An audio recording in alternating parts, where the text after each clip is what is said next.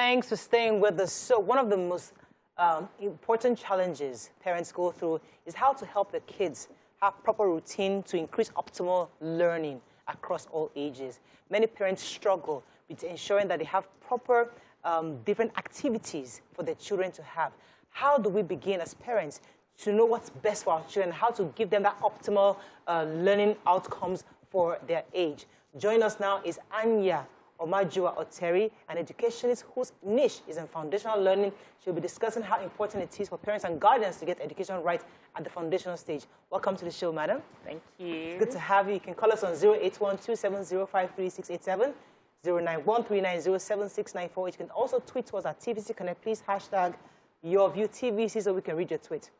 So, every parent, when you have that first child, you want to do everything right. You know, you read all the books, you speak to all the counselors, all the friends. What do I do? What do I tell? How do I expose this child? I'd like you, in your own experience, how the parents begin to put together a routine to ensure children actually do learn and learn the right things at the right time. Yeah, so I think unconsciously we all have routines. It's just like when you wake up every day.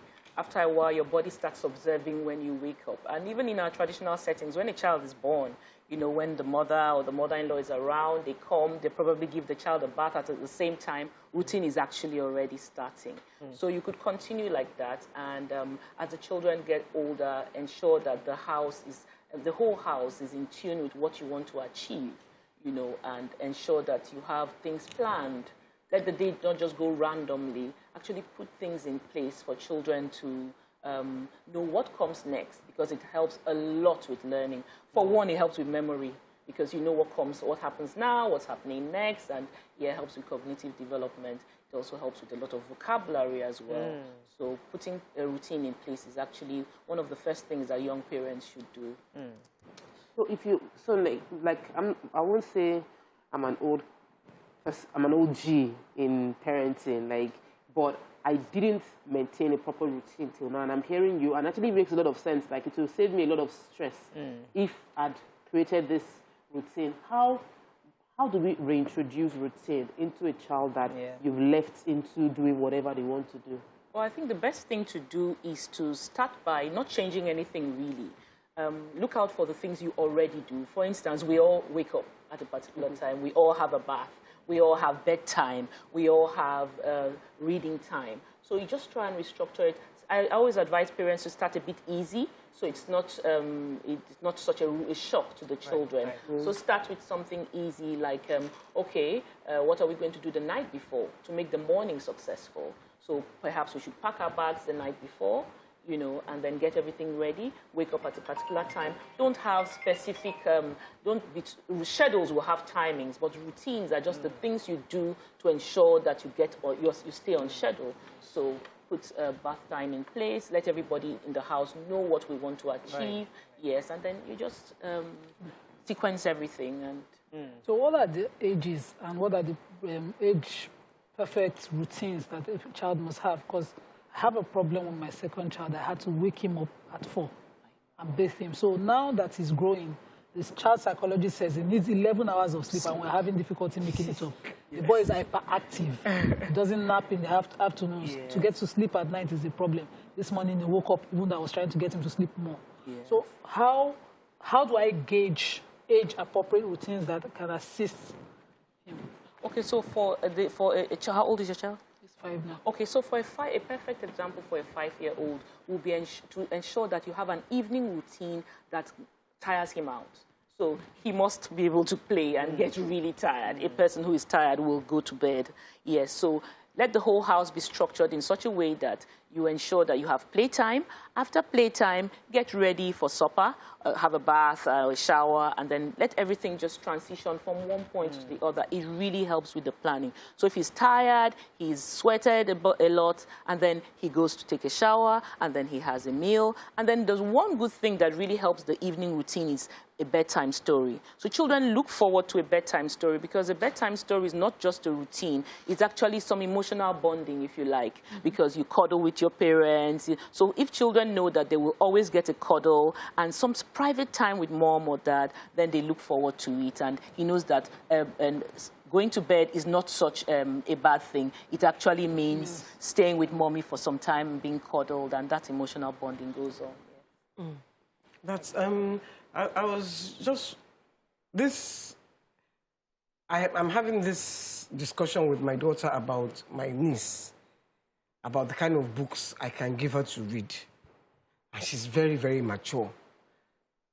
I don't know if you go, that she's 13. Okay. Do you talk about 13 or just younger children? Oh, yeah, I'm fascinated with young children, but I definitely talk about other children. So the good thing about books is that it's important to show children that you yourself read. So you need to model reading. So the household needs to put away the phone sometimes and actually do print media. So some of us are able to read when our children go to bed, but it's that defeats the purpose. So try and read. That's when I read. Like when, in fact, I read for husband, children, grandma, everybody. House is him. Yeah. And then close one corner and read because they won't allow you to read in that house. But you have to model it. They need to see you reading. The noise. Yeah. Well, you remember we're trying to achieve something here. Yes. So they must see you reading. And then children read things that interest them. Some people say, oh, this 13-year-old is not reading, but what really interests her? Not every 13-year-old girl wants to be reading, girly things. Some of them want to read some action figures. So you need to know the personality of the child. Some children don't even have enough patience to read long novels. So they probably want to read journals, like Reader's Digest. They can take out one Reader's Digest and then read a couple of articles in it, and that's okay. So there's a pressure on parents because we all want this modern child that is exposed to technology, knows where to get things online. But at the same time, we're also very wary of them going to places we don't want them to go. How do we therefore manage the routine alongside social media and internet access? That's a seminar topic. But it's important that we so the routines come in where you're allowed to use your phone and your computer for a given number of hours. So most of their homework these days are probably on their computers. Yes, so you do your homework. And then if you could get somebody, even if you're not home, to ensure that he or she is doing this homework for just about an hour or two. Because otherwise, they actually go on and on these computers. So this is where routines come in. So after homework, you are going to play basketball outside, or you are going to ride a bicycle, or you are going to water the flowers. So it's some sequencing is involved. You can't be on the computer forever if you know that you're going to do a couple of things afterwards. Interesting. I'm happy you've brought up this computer because I am beginning to think that we shouldn't even let these children near the phones, near the iPads, because it's taking up all their, we as adults are addicted to our phones. The children, because I'm guilty of buying iPads for my nieces and nephews. Yeah. I'm guilty of giving my iPad to my grandson. Yes. And phones. So, last Christmas, I bought them pure water phone. They have not even opened it. Do you understand? And they are just looking at me, which kind of woman is this? How am I going to not let them, stop them from, because I don't believe in them anymore for young kids. So we have to ensure that we're not using phones and all the gadgets for babysitting. We need to ensure that we are planning activities such that we can create other activities. And the good thing about children is that they are actually quite easy to please, The other day, my son wanted me to go outside and play badminton. I was so tired. But when I discovered that he had been on his computer for 2 hours, and the only way out was that badminton, I had to make some time. So we've got to ensure that we actually make a deliberate effort to provide other activities. Trust me, if they are outside, if they go outside, or these days they don't even wash their socks. If you wash your socks after school, that'll take you about 15 minutes. Yeah. And then if you're big enough and you actually don't wash, throw them in the washing machine at least. Do something. Are there some routines that we can take? Because from what YK is saying now, I'm learning. When we had COVID, so I would not allow my children play with the neighbors' children during daytime for fear that they'll spread it. So once everybody goes indoors, we come out. We're out till 11. And I played football with them. My son, I'd run around with them. And I see that when they go back, everybody just goes to sleep or tired. But when I try to read to them, if he sees a character, animated books, he will wake up again and start a story with the character. And so we're there for hours. I'm reading and I'm tired. I sleep off, and the child I'm trying to put to sleep is active. Yes. So what routine do we really need to follow the books? Do I really need to read to this child, basically? Oh, I think you need to read to a child because there's so much that goes with reading. First of all, it helps the child with vocabulary, for one. You notice that children who are read to actually know how to express themselves quite well. Yes, so you must ensure that. Well, at bedtime, we can't be reading Captain Underpants because it's really, really active. You know, you can't be reading action figures. Let's try and read things that will actually take people to sleep. Like, there was a routine series I did, and I said, you actually have to be conscious about the lighting even. You need to start reducing the lighting, reducing the volume of the TV. We are trying to shut down here, right? So everything needs to start reducing. And then the child would gradually understand that, okay, it's bedtime. You know, it's easier to put a person to sleep. If the person is in a bright light like this studio, he's not going to go to sleep. Wow, no. Let's go to a quick break. When we come back, we'll continue this conversation. Stay with us. We'll be right back.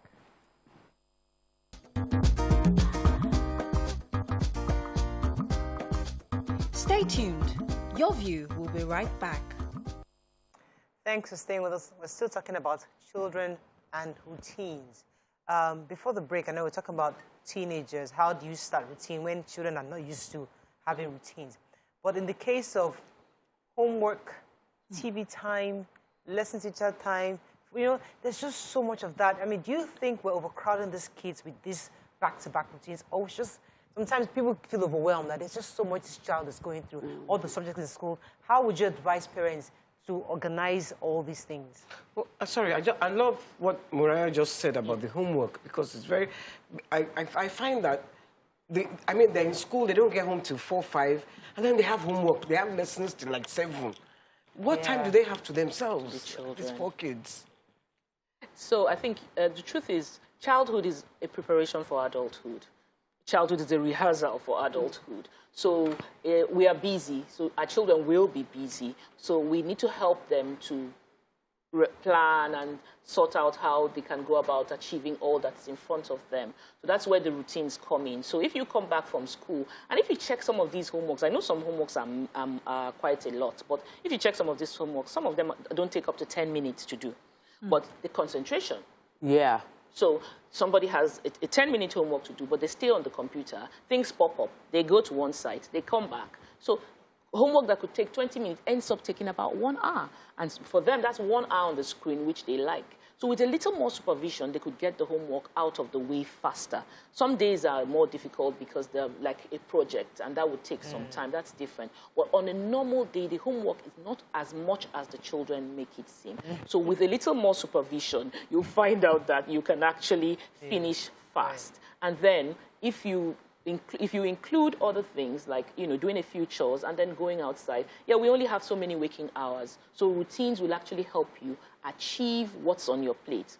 Most, like in some schools, when for older children, when they get to school, somebody is responsible for writing out the entire schedule at the side of the board. So you're watching and you know how much time you have and how much time, you know, is allotted for a particular... What are some chores we can give children in the house? Would you suggest? What are some of the house chores? Yeah, sweeping. Like some people will say, no, that's an outdated... Some people say that's an outdated skill because there are vacuum cleaners.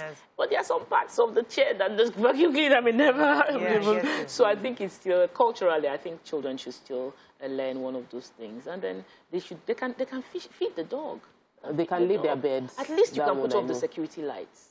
Yes, and then you can take out the trash. I mean, depends on where your trash is. Sometimes we don't want the children out of the gate because we don't know what will happen. You know? But you can do things like filling up the bottles of water. Now we have seaweed. Chores of... Like I'm still dealing with Mr. Zibiri Jr. Yes. He's never interested in any chores, and most of our arguments are on chores. He asked me once, what's your own chore? Well, my own chore is to take you to school. I told you, I said I cook, I do other things in the house, so I had to defend. This was but he's not interested in... The bin is not too far from it's within the compound. Yes. Take the trash from the house out. And he's complaining. So I'm looking at things that he will find pleasure doing, and I can't find within. Okay, so I think if you look a little more closely, you'll find the things he actually likes. Like, would he rather draw the curtains in the morning, Would he put off the lights? That's not a chore. Yeah. Well, no, that's a chore. It's a chore. If you don't draw the curtains, then the curtains don't get drawn. Yeah. You know? So, to get the sunlight. Yes. Every morning, What open up age- the curtains. What age do you start them on chores? Because my grandson is 3 plus. Okay, so if you're 3 and you have and there's a baby in the house, you could have the responsibility of putting the diapers in the bag, but you still have to check so you don't get to where you're going without diapers. I get my son to take the plate to the kitchen sometimes, like That's a basic. clean up after Yes. yourself, take the plate Yes. to the kitchen, you know, and stuff And like then that. also That's our setting the 3. tea table. And then also setting the tea table. We don't do tea tables. Okay, like if you do tea. We do pap. Yeah. No, okay. Who brings the milk to the table? Yeah. Who brings the sugar to the table? right. So my you kids help with complain about organizing. fetching water. They're like, Mommy, why do I have to fetch water for you all the time? I said, that's what you do for me. Yes. I do things for you. You fetch water for me. When I sit down, you get me the water. You take the phone upstairs, you bring charger downstairs. I know. Those kind of As if things, we I gave guess. birth to them to send them. You know what used to make me laugh? When I was a kid, and my friend and I used to gossip. Your mother can be sitting on the bed and she'll say, Yenny, come, give me that thing over there. You say, why is she so lazy with the gospel? Why is she so lazy? She don't look at the thing there. I know. Somebody Now, anyway. Yeah, I did exactly the same thing. let me bring that thing over there. I just remember Your mom. getting so annoyed. Sending children on errands actually helps them. First of all, it helps with memory. And it helps with cognitive development. I remember once my sister came to the house and said, you're not sending these children. They won't have sense. So you have to send children so that they can know, so that they can follow through. Right. Sometimes for very young children, one-step instructions. Go get my keys. And then as they grow older, get my keys, give to this person to get out this from the car. So that's 2, 3-step instructions, right. depending on the age. Fantastic. Let's take this call, then we wrap up. Good morning, are you there? We have a call from Aja. Good morning. Good morning. You're live. Go ahead, please. Yeah, good morning, beautiful people. The volume is low. I can't hear you properly. Go ahead. I've listened to what Madam is saying. Can't hear him. For me, it's a perfect way of bringing up children. But this is Nigeria. I mean, that is ideal. Okay, so we have to wrap up on this. Say your average, or Can you hear him? well, the average Nigerian is not what you guys are painting. Because the production team is not I there. mean, it's okay. I can't hear him.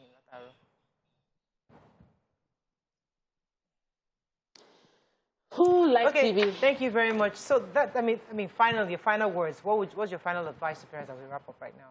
Okay, my final advice would be your children can be as organized as you are. So be organized first. Right. That was a final, Yeah, like it's just a final slap.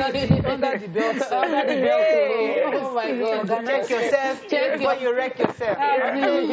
That's all we can take. Thank you so much for joining us this morning. Let's go on a break. When we come back, move on to other topics. Stay with us. We'll be right back.